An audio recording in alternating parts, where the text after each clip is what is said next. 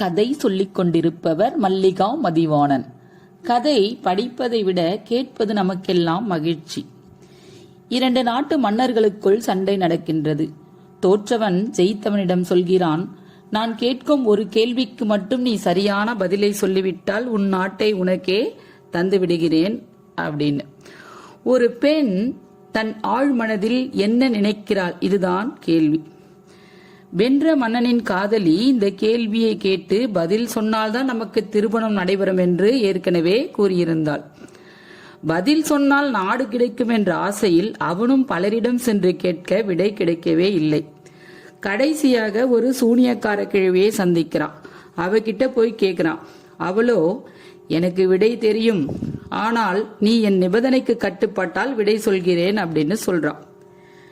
நீ விடை சொன்னால் என்ன கேட்டாலும் தருகிறேன் என்று தோற்ற மன்னனும் ஒப்புக்கொள்கிறான். தான் சம்பந்தப்பட்ட முடிவுகளை தானே எடுக்க வேண்டும் என்பதே ஒரு பெண்ணின் ஆழ்மனதில் உள்ள எண்ணம் என சூனியக்கார கிழவி பதில் சொல்கிறார். இப்போ இந்த பதிலை அவன் ஜெயித்த மன்னனிடம் சென்று சொல்ல, அவன் தன் காதலிடம் சென்று சொல்ல, அவர்களுக்கு சிறப்பாக திருமணம் நடந்து முடிந்தது. தோற்ற மன்னனுக்கு நாடும் கிடைத்தது. நாட்டை பெற்றுக்கொண்ட மன்னன் நேராக சூனியக்கார கிழவிடம் வருகிறான். வேண்டியதை கேள், தரேன் அப்படின்னு சொல்றான். அவளோ, நீ என்னை திருமணம் செய்து கொள்ள வேண்டும் என்று கேட்க, கொடுத்த வாக்கை காப்பாற்ற சரி என்கிறான். உடனே கிழவி அழகிய தேவதையாக மாறி காட்சி கொடுக்கிறாள். இப்போ இன்னொரு நிபந்தனையும் சொல்றா. நான் வீட்டுல தனியா இருக்கும்போது கிழவியா இருந்தால் உன்னோடு வெளியே வரும்போது தேவதையா இருப்பேன்.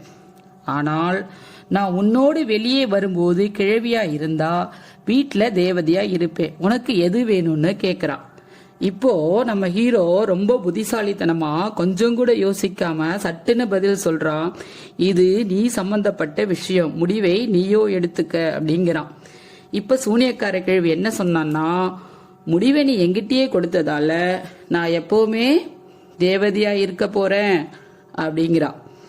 ஒரு பெண் அவள் சம்பந்தப்பட்ட முடிவுகளை அவளே எடுக்கும்போது தேவதையாகவும், அவள் மீது முடிவுகள் திணிக்கப்படும் போது சூனியக்கார கிழவியாகவும் மாறிவிடுகிறாள் என்பது இந்த கதை மூலம் நமக்கு புரிகின்றது.